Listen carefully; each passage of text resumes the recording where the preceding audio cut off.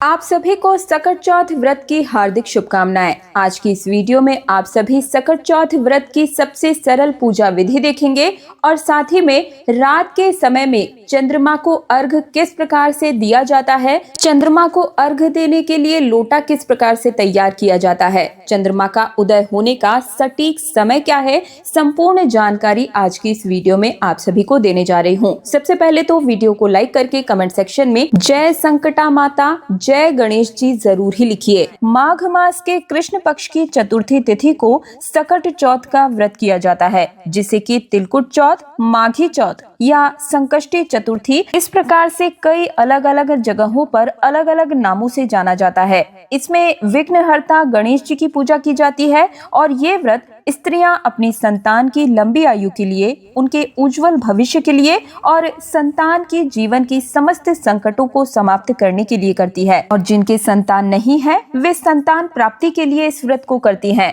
तो दोस्तों, आज के इस वीडियो में मैं आप सभी को सकट चौथ की बहुत ही सरल पूजा विधि करके दिखाऊंगी और सकट चौथ के व्रत में तिलकुट का विशेष महत्व होता है। साथ ही गणेश जी को दूर्वा घास भी अत्यधिक प्रिय है, तो इस प्रकार से मैं यहाँ पर 21 दूर्वा का बंडल बनाकर गणेश जी को समर्पित करने के लिए रख रही हूँ। पूजा करने के लिए सबसे पहले हम एक स्थान को साफ स्वच्छ कर लेंगे और वहाँ पर एक चौकी लगाएंगे और इसके बाद में इसके ऊपर पीले रंग का मैं वस्त्र बिछा रही हूँ। आप चाहें तो लाल रंग का आसन भी बिछा सकते हैं। ध्यान रहे कि इस प्रकार से लगाएं कि पूजा करने वाले का मुख पूर्व या फिर उत्तर दिशा की ओर होना चाहिए। अब हम फूलों या फिर तिल का आसन देते हुए भगवान गणेश जी की मूर्ति या प्रतिमा जो भी आपके पास में हो या फोटो हो, उन्हें विराजमान कर दें। मैं यहाँ पर मूर्ति को विराजमान कर रही हूँ।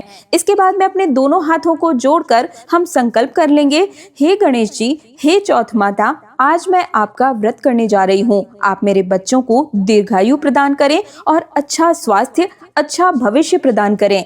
ऐसा संकल्प करने के बाद में फिर हम जल के छींटे लगाकर भाव रूप से भगवान श्री गणेश जी को स्नान करा देंगे और उसके बाद में एक शुद्ध देसी घी का हम दीपक प्रज्वलित कर देंगे। आप चाहें तो देसी घी या फिर तिल के तेल का दीपक भी जला सकते हैं। ये दीपक हमारी इस पूजा का साक्षी होगा। इसके बाद में देखिए, गणेश जी को स्नान कराने के बाद में अब हम वस्त्र की भावना से कलावा समर्पित कर देंगे। अगर आपके पास में जनेऊ है तो आप जनेऊ भी जरूर समर्पित कर दीजिएगा और अगर नहीं है जनेऊ तो केवल आप कलावा को यानी कि मौली को भी समर्पित कर सकते हैं। अब हम भगवान गणेश जी को रोली से तिलक करेंगे, दीपक को भी हम तिलक करेंगे। तिलक के ऊपर से हम थोड़ी सी तिल समर्पित कर देंगे और इस दिन आप दीपक में भी थोड़ी सी तिल जरूर ही समर्पित कीजिएगा, क्योंकि जितने तिल चटकते हैं उतने ही हमारे संतान के जो कष्ट है वो कटते हैं। इसके बाद भगवान श्री गणेश जी को हम हल्दी और दूर्वा घास समर्पित करेंगे। साथ ही में लाल या फिर पीले रंग के फूल समर्पित करें। लाल या पीले ना मिल पाए तो जो भी फूल मिल जाए वो आप समर्पित कर दीजिएगा। इसके बाद में हम तिलकुटा समर्पित करते हैं, यानी कि तिल समर्पित करते हैं।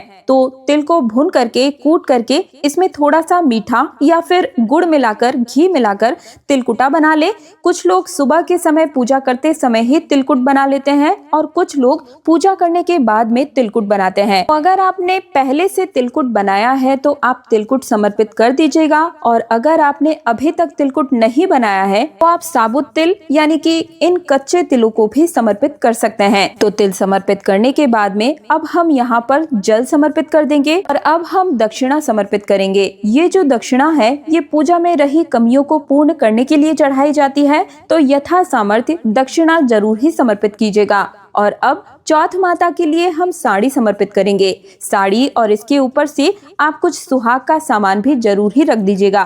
देखिए, अगर आपका ये पहला व्रत है, यानी कि अगर आप पहली बार सकट चौथ का व्रत कर रहे हैं, तब तो आपको साड़ी और थोड़ा सा श्रृंगार का सामान जरूर ही समर्पित करना है। लेकिन अगर आप बहुत सालों से इस व्रत को कर रहे हैं तो फिर ये आपकी अपनी इच्छा है। आप चाहें तो साड़ी समर्पित कर दीजिएगा, नहीं तो आप केवल तिल भी समर्पित कर सकते हैं। तो यहाँ पर मैंने साड़ी और सुहाग का सामान समर्पित कर दिया है। इसके बाद हम कथा सुनेंगे। तो अपने हाथों में थोड़े से तिल लेकर के फिर हम सकट चौथ व्रत कथा को सुनेंगे। तो देखिए, सकट चौथ की जो व्रत कथा है उसे सुनने का बहुत ही ज्यादा महत्व होता है। कथा आप जरूर ही सुने, भी आपको पूरा पुण्य फल प्राप्त होता है। तो मार्केट में आपको बड़े ही आसानी से सकट चौथ व्रत की कथा मिल जाएगी, पुस्तक मिल जाएगी। तो वो खरीद कर आप पढ़ सकते हैं या परिवार के किसी सदस्य से कहकर पढ़वा सकते हैं। कथा आप सभी जरूर ही सुनिएगा। कथा का वीडियो आपको मेरे चैनल तीज त्योहार और धर्म पर भी मिल जाएगा। लिंक मैं डिस्क्रिप्शन में भी डाल दूंगी,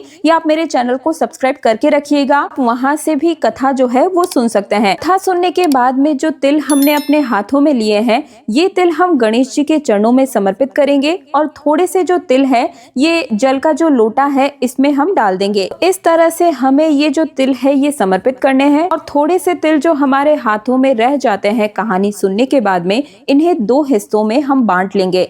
एक से हम सूर्य देवता को सुबह यानी कि दिन के समय में ही अर्घ दे लेंगे और एक से हम रात के समय में चंद्र देवता को अर्घ देंगे। तो रात को चंद्रमा को अर्घ देने के लिए आप चाहे तो थोड़े से तिल अपने पल्लू में बांध लें या फिर किसी कटोरी वगैरह में आप रख सकते हैं। तो ये यहाँ पर मैंने कटोरी में थोड़े से तिल डाल दिए हैं और इसे मैं यहीं पर चौकी पर ही रख दूंगी। रात के समय में चंद्रमा को अर्घ देने के लिए ये काम आएंगे। इसके बाद में हम धूप दीप दिखाकर बहुत ही प्रेम भाव के साथ गणेश जी की आरती करेंगे। आरती करने के बाद में हाथ जोड़कर अपनी पूजा में रही कमियों के लिए श्री गणेश जी से क्षमा याचना करेंगे और अपनी संतान की लंबी उम्र और अच्छे स्वास्थ्य, उनके उज्जवल भविष्य के लिए प्रार्थना करेंगे। इस तरह से सकट चौथ व्रत की पूजा करने के बाद में हम अपने सीधे हाथ में थोड़ा सा जल लेंगे। ये जल हम चौकी के ऊपर से 2 बार वार करके अपने दोनों हाथों को जोड़ लेंगे। तो इस तरह से हमारी सकट चौथ की जो पूजा विधि है वो संपन्न हो जाएगी। और पूजा करने के बाद में ये जो जल का लोटा है इससे हम सूर्य देवता को अर्घ देंगे। और इसके बाद में जो भी आपने बायना इत्यादि निकाला है, यानी कि जो साड़ी, श्रृंगार का सामान, तिल और दक्षिणा इत्यादि है, ये सभी चीजें हम अपनी सासू माँ को दे देंगे। अगर आपने इस पूजा में साड़ी निकाली है तो साड़ी के ऊपर में ही आप तिल और दक्षिणा भी रख दीजिएगा। अगर साड़ी नहीं निकाली है तो जो तिल और दक्षिणा है ये भी आप बायने के रूप में अपनी सासू माँ को दे सकते हैं। और जो छोटी कटोरी में हमने तिल रखे थे कहानी सुनते समय, इन्हीं तिल से हम रात के समय चंद्रमा उदय होने के बाद चंद्रदेव को इन्हीं तिलों से अर्घ देंगे। इस तरह से सकट चौथ व्रत की कहानी सुन के पूजा करके फिर हम अपनी सासू माँ जी को बायना दे देंगे, यानी कि जो तिलकुट है ये सासू माँ को देंगे। सासू माँ नहीं है तो ननद या जेठानी को दे सकते हैं, या फिर आप मंदिर में पंडिताइन को भी तिलकुट का बायना दे सकते हैं। इनके समय में कथा कहानी सुनने के बाद में बायना देके फिर आप चाय पानी इत्यादि पी सकते हैं। रात के समय जब चंद्रमा उदय हो जाए तो चंद्रमा को अर्घ देंगे और इसके बाद में हम अपने व्रत का पारण करेंगे। और अब जान लेते हैं कि चंद्रमा को अर्घ किस प्रकार से दिया जाता है। तो देखिए, चंद्रमा को सफेद धातु अत्यधिक प्रिय होती है। या तो आप चांदी का लोटा ले लें या फिर जो भी लोटा आपके पास में हो आप वो लोटा ले लें अर्घ देने के लिए। इसके कंठ पर भी आप मौली धागा बांध दें और इस जल में आप थोड़ा सा तिलकुट डाल देंगे, पुष्प डाल दें, चांदी का सिक्का है या फिर चांदी की अंगूठी है वगैरह है तो आप वो डाल दें। इसके साथ ही थोड़ा सा कच्चा दूध हम इसमें डाल देंगे और यहाँ पर कुछ पुष्प डालेंगे। सफेद पुष्प मिल जाए तो बहुत ही उत्तम है। थोड़ी सी दूर्वा घास डाल देंगे और इस प्रकार से हमारा अर्घ देने के लिए जल का लोटा तैयार है। रात के समय जब चंद्रदेव के दर्शन हो तो इसी जल के लोटे से अर्घ देने के बाद ही इस व्रत का पारण किया जाता है। ओम चंद्रमाशाय नमः बोलते हुए चंद्रमा को हम अर्घ देंगे। अब देखिए, क्योंकि सर्दियां होती है, बहुत ज्यादा कोहरा होता रहता है, चंद्रदेव हो सकता है कि हमें दर्शन ही ना दे, दिखाई ही ना दे, लेकिन जो चंद्रदेव का समय होता है ना, उस समय पर चंद्रमा उदय हो गए होते हैं, बस हमें दिखते नहीं है। तो जिधर चंद्रदेव आपके यहाँ पर दिखाई देते हैं उधर की ओर मुख करके भी आप इसी प्रकार से चंद्रमा को अर्घ दे सकते हैं और अपना व्रत संपूर्ण कर सकते हैं। चंद्रमा को अर्घ आप इस प्रकार से दें कि जो जल है वो आपके पैरों पर ना आए, किसी बकेट में या फिर इस तरीके से डालें कि वहां पर पैर वगैरह ना लगे, इस चीज का ध्यान रखिएगा। तो दोस्तों, इस तरीके से सकट चौथ की सबसे सरल पूजा विधि आप कर सकते हैं और इस पूजा से जुड़ी हुई जो भी सामग्री है वो मैंने सभी टैग कर दी है। आप चाहें तो ऑनलाइन भी मंगा सकते हैं। मेरे द्वारा दी गई जानकारी आपको पसंद आई है, वीडियो पसंद आया है तो कृपया करके जरूर बताइएगा कि मेहनत आपको कैसी लगी। वीडियो को लाइक करके कमेंट सेक्शन में जय चौथ माता जय गणेश जी जरूर लिखिएगा। साथ ही साथ इस जानकारी को ज्यादा से ज्यादा लोगों के साथ शेयर करना भी बिल्कुल मत भूलिएगा। और तीज त्योहारों से जुड़े रहने के लिए शुभ मुहूर्त, पूजा विधि और निजी जीवन से जुड़ी समस्याओं के समाधान हर रोज आपको मिल सके, इसके लिए हमारे चैनल तीज त्योहार और धर्म को सब्सक्राइब करके पास वाले बेल आइकन को जरूर प्रेस कीजिएगा। तो मैं दिव्या आप सभी से आज्ञा चाहूंगी। हरे रामा हरे कृष्णा।